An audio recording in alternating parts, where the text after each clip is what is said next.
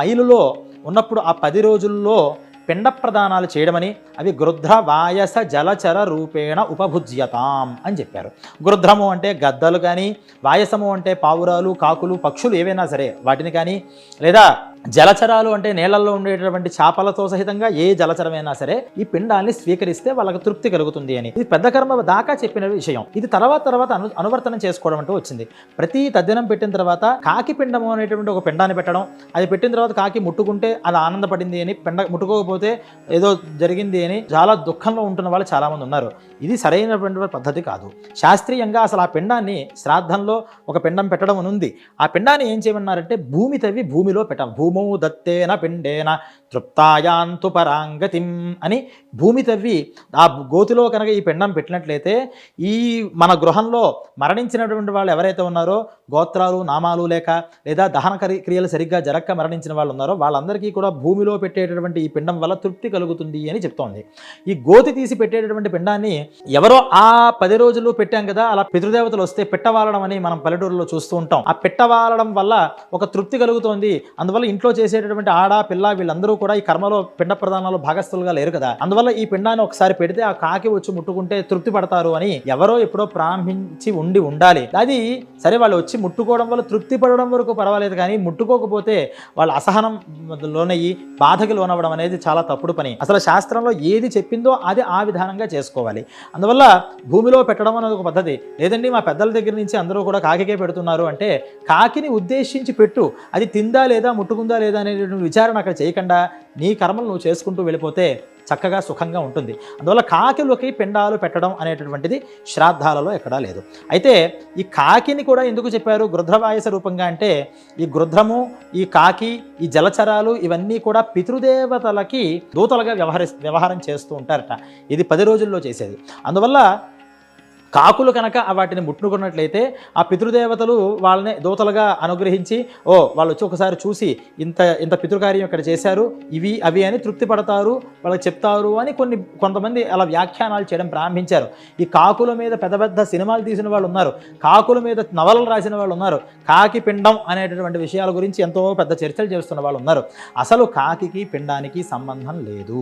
కాకి వచ్చి పిండం ముట్టుకోవడం వల్ల వస్తే అంటే ఇంత కర్మ చేస్తూ దేవతలుగా వాళ్ళని భావన చేస్తూ ఉంటే ఆ దేవతలు సాక్షాత్తుగా వచ్చి తీసుకోవాలా, లేదా ఒక కాకి రూపంగా వచ్చి తీసుకుంటారా? ఎంత అశోచనీయమైన అంశం అండి.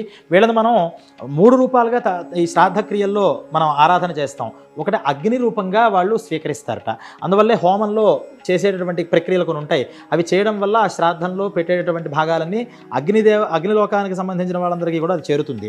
కొంతమందికి పిండ రూపంగా చేసేది ఉంటుంది. ఈ పిండ రూపంగా వాళ్ళకి ప్రదానం అంటే దర్భలు వేసి దాని మీద పిండ ప్రదానం చేయడంతోనే వాళ్ళకి అది వెళ్ళిపోతుందట. వెళ్ళిపోయిన పిండాన్ని మనం అక్కడ వదలలేం కాబట్టి వాటిని జలచరాలలో, నీళ్లలోనూ, లేకపోతే గోవులోనూ, అగ్నిహోత్రంలోనూ వేయమన్నారు. అంతే తప్పితే ఈ పిండాన్ని తీసుకెళ్లి కాకికి పెట్టమని చెప్పలేదు.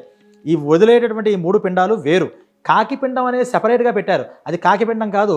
ఈ లోకంలో తల్లి, తండ్రి, తాత, ముత్తాత కాకుండా ఇంకా ఎవరైతే తెలియని వాళ్ళు మన బంధువుల్లో ఎక్కడో ఎవరైనా ఉండుంటే వాళ్ళను ఉద్దేశించి భూమిలో గొయ్యి తీసి పెట్టమన్నారు. అది పెట్టడం సాధ్యం కాని వాళ్ళు ఏదో బయట పెట్టచ్చా, పైన పెట్టచ్చా అని పెట్టడం వల్ల అది కాకిని ఉద్దేశించి పెట్టడంగా అందరూ కూడా గమనిస్తున్నారు. కానీ ఈ 3 రూపాయలు, ఒకటి అగ్నిహోత్రంగా, ఇంకోటి పిండ ప్రదానంగా, ఇంకోటి బ్రాహ్మణ ముఖంగా. అందువల్ల బ్రాహ్మణాదులకి భోజనాలు పెట్టడం కానీ లేదా స్వయంపాకాలు ఇవ్వడం కానీ చేస్తూ ఉంటారు.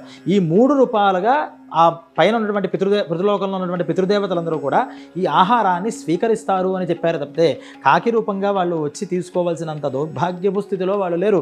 ఏదో ఒక రూపంలో వాళ్ళు రావాల్సింది లేదు. ఇలా పిండ ప్రదానం ఆ పుత్రుడు నామ గోత్ర సంబంధ ఉచ్చారణ చేసి ఇలా పెట్టడంతోనే వాళ్ళకి ఆ లోకంలోకి ఏ ఫుడ్ కింద అది కావాలో అది కన్వర్ట్ అయిపోయి వెళ్ళిపోతుంది అని చెప్తున్నాయి శాస్త్రాలు. కాకి రూపంగా మళ్ళీ వాళ్ళు దొంగతనంగా వచ్చి దాన్ని అంటి ముట్టనట్టు ఇలా ముట్టుకుని వెళ్ళాల్సిన అవసరం లేదు. లేదా నువ్వు చేసిన తద్దినం నాకు అందింది అని చెప్పడం కోసం కాకి రూపంగా వచ్చి అక్కడ ఇలా ముట్టించారు అని అనుకోవడానికి కూడా లేదు. ఎందుకంటే సశాస్త్రీయంగా చేసేటటువంటి కర్మలు తక్షణమే అవి వాటి యొక్క ఫలితాలని ఇస్తాయి అనేటువంటి విశ్వాసంతో చేయాలి. కర్మంతా చేసిన తర్వాత ఇది ఫలితం వచ్చిందా లేదా అని చూస్తున్నాడంటేనే కర్మ సరిగ్గా చేయని వాడి కింద శాస్త్రాలు పరిగణించాయి. అందువల్ల ఆయా లోకాలలో ఉన్నవాళ్ళు నువ్వు కర్మ సరిగ్గా చేశావయ్యా అని కాకి రూపంగా వచ్చి వాటిని ముట్టుకుని మనల్ని వాళ్ళు సంతృప్తి పరుస్తారు అని అనుకుంటే దానికన్నా అజ్ఞానం లేదు. అందువల్ల మన ధర్మంలో ఉన్నటువంటి గొప్పతనాన్ని తెలుసుకుని ఇటువంటి మూఢ నమ్మకాలని మూఢాచారాలని వదిలేసినట్లయితే కనుక చేసినటువంటి కర్మలో చక్కగా మనకు పటుత్వం వస్తుంది, పితృదేవతల యొక్క అనుగ్రహం వస్తుంది. అందువల్ల జ్ఞాత్వా కర్మాణి కుర్వీత అన్నారు. ఏ కర్మ చేస్తున్నా సమగ్రంగా దాని విషయం తెలుసుకుని చేయమన్నారు. ఇప్పుడు తెలుసుకునేంత టైం లేదు, చెప్పినా వినే ఓపిక లేదు. దానివల్ల ఏమవుతుందంటే కర్మలలో మనకు అనేక డైలమాలు సందేహాలు వస్తుంటాయి. ఎవరు ఏం చెప్తే అది మైండ్లో పెట్టేసుకుంటాం, మనకంటూ క్లారిటీ లేదు. ఈ రకరకాలుగా తయారైపోయి ఒక్కొక్కళ్ళు ఒక్కొక్క రకంగా ఒక్కొక్క గ్రామంలో ఒక్కొక్క ఇంట్లో ఒక్కొక్క జాతిలో ఒక రకమైనటువంటి సంప్రదాయాలు ఉంటాయి. ఆ పద్ధతులను అనుసరించుకుంటూ మనం చేయాలి. అదేదో బాగుంది కదా ఇదేదో బాగుంది కదా అని వాటిని తెచ్చుకున్నా ఇబ్బందే, లేదా మనకి ఉన్నటువంటి ధర్మాల్ని వదిలేసిన ఇబ్బందే. అందువల్లనే శ్రేయాన్ స్వధర్మో విగుణ పరధర్మో భయావహ అన్నారు. అందువల్ల మనకి ఏదైతే ఒక పరంపరగా వస్తుందో అది శాస్త్రీయమైనదైతే దాన్ని మనం చక్కగా ఫాలో అవుతే అన్నీ కూడా పితృదేవతలకి చెందుతాయి అనేటటువంటి విషయాన్ని మరలా ఇంకోసారి తెలుసుకుంటూ, కాకులకి పిండాలు పెట్టడం అనేది శాస్త్రంలో చెప్పబడలేదు, సంతృప్తి కోసం చేస్తుంది. ఒకవేళ ఆ పిండం ముట్టుకోకపోయినా ఏమీ అసంతృప్తి పడక్కర్లేదు, చక్కగా ఈ కర్మకాండాలని చేసుకోవడమే. 10 రోజులలో పెట్ట కనుక అది ఆ రూపంలో తిరుగుతూ ఉంటారు కాబట్టి వాళ్ళు కనుక దాన్ని ముట్టుకోకపోతే వాళ్ళకి ఏదో అసంతృప్తి ఉంది అని వాళ్ళు ఏవైతే సంకల్పాలు చేశారో ఆ కోరికలు ఉన్నాయో ఆ కోరికలన్నీ కూడా తీర్చాల్సిన కర్తవ్యం కొడుకుకి చెప్పారు. ఇది పోయినటువంటి 10 రోజుల లోపల మైలలో చేసే కర్మ తప్పితే తర్వాత దాన్ని మళ్ళీ ఇక్కడ మనం చేసుకోవడం అనేది పూర్తి అశాస్త్రీయ విషయంగా అందరూ తెలుసుకుంటారని తెలియజేస్తూ జయం, నమస్కారం.